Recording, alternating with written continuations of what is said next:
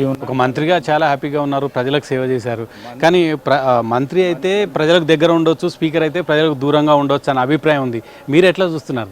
నాకు ఆ అభిప్రాయం లేనే లేదు. మంత్రి ఉన్నప్పుడు ఎట్లున్నానో ఈరోజు కూడా ప్రజలతో అట్లనే ఉన్నా. నేను హ్యాపీ ఉన్నా, ఎక్కడ కూడా ప్రజలకు దూరం లేను, దగ్గరనే ఉన్నా. నా దగ్గర రోజు 800 నుంచి 1000 మంది విజిటర్స్ వస్తారు, అందరినీ కలుస్తున్నా, చేస్తున్నా. నియోజకవర్గానికి కూడా అపరిమితం కాకుండా పరిమితమై వారంలో 3 రోజులు అక్కడ ఉండే వాళ్ళ సమస్యల పరిష్కారము మరి నియోజకవర్గ అభివృద్ధికి కేటాయిస్తున్న అట్లేం లేదు. Ananthagiri hills, outer ring road, ఈ అంశాలకు సంబంధించి మీ నియోజకవర్గానికి జరిగిన న్యాయం జరిగిందా, అన్యాయం జరిగిందా? గత 10 సంవత్సరాలు అన్యాయం జరిగింది. ఇప్పుడు నా హయం లోపల న్యాయం జరుగుతుందని అనుకుంటున్నాను.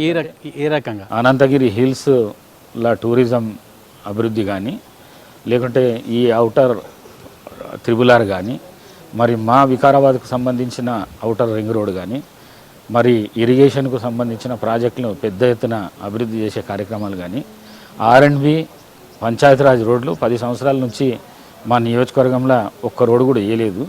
ఆ రోడ్లన్నీ ఇప్పుడు కాంగ్రెస్లో ఉన్న ముఖ్యమంత్రి శ్రీ రేవంత్ రెడ్డి గారి ఆధ్వర్యాన చాలా నిధులు మాకు వస్తున్నాయి. వారికి ఎంత నిధులు వస్తున్నాయి అంత నిధులు మాకు కూడా వస్తున్నాయి. ఆ నిధులను పెట్టి వికారాబాద్ని అభివృద్ధి చేసే పథకం. స్పీకర్గా ఉండి పార్టీ పరంగా జరుగుతున్న మార్పులను అయితే అడ్డుకోలేకపోయారు.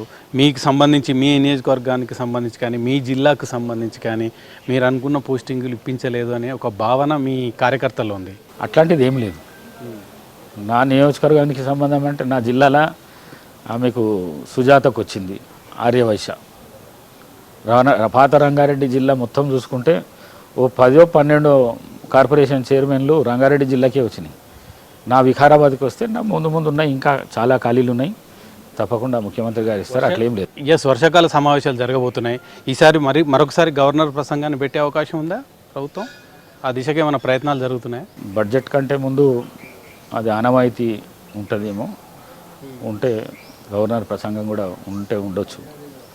ప్రతిపక్షాలు మీరు స్పీకర్గా ఉన్నప్పుడు చెప్తాయి, మా గొంతు నొక్కొద్దు, మా మైకులు కట్ చేయొద్దని చెప్తున్నారు. మీరు ఉమ్మడి ఆంధ్రప్రదేశ్ చూసినప్పుడు శాసనసభ చూశారు, తెలంగాణ వచ్చిన తర్వాత శాసనసభలు చూస్తున్నారు. నిజానికి ఏం జరుగుతుంది అంటే అప్పటికి ఇప్పటికి మీకు ఏం తేడా కనిపిస్తుంది? మీరు స్పీకర్ చైర్లో ఉండి చూస్తున్నారు కదా. ఇప్పుడు 10 సంవత్సరాలు గొంతు నొక్కిండ్రు. నేను స్పీకర్ అయిన తర్వాత ఎవరు గొంతు నొక్కుతలేను.